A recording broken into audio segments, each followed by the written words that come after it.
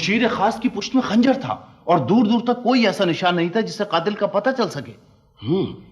اچھی طرح تفتیش کر لی آپ نے؟ جی ہاں، لیکن کوئی سراغ نہ مل سکا۔ سوال تو یہ ہے کہ وہ رات کو وہاں کیا کر رہے تھے؟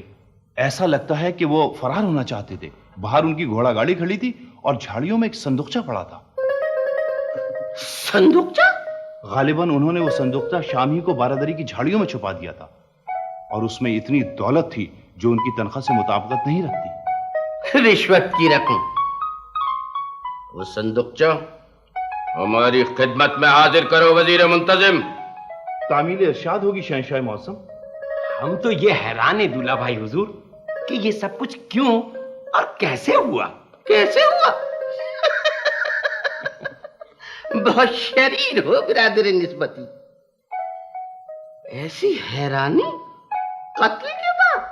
جی یہ آپ کیا فرما رہے ہیں؟ تم نے ایک بار ہمارے سامنے اسے موت کی دھمکی دی تھی۔ آپ یقین فرمائیے ہم نے انہیں قتل نہیں کیا۔ اگر تم نہیں ہو تو قاتل کون ہے؟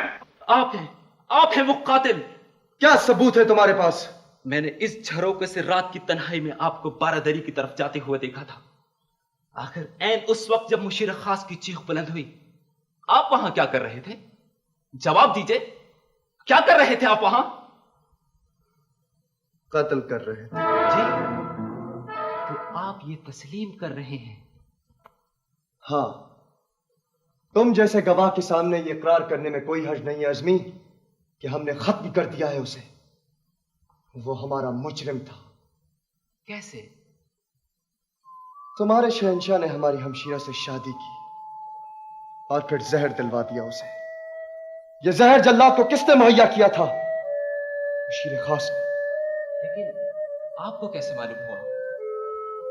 جب مشیر خاص اور شہنشاہ کا برادر نسبتی ملک خداداد کے بادشاہ کو قتل کرنے کے لیے دور کے جنگل میں ایک ملنگ بابا کے مکان پر لے گئے تھے تو ہم نے اپنے ملک سے یہاں آتے ہوئے اسی رات وہاں قیام کیا تھا۔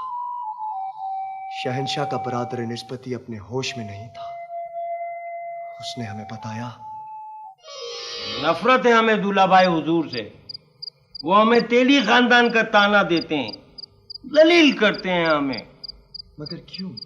بچھو کو یہ عادت کیوں ہوتی ہے کہ وہ ڈنک مارے؟ انہوں نے تو ملک کے نیک آباد کے مہمان بادشاہ کو بھی نہیں بخشا، انہیں زندہ میں ڈال دیا، مگر وہ بھاگ لیے۔ اور ان کی بیٹی؟ وہ بیچاری پہلے اس سے شادی کی، پھر اسے زہر دے کے مار ڈالا۔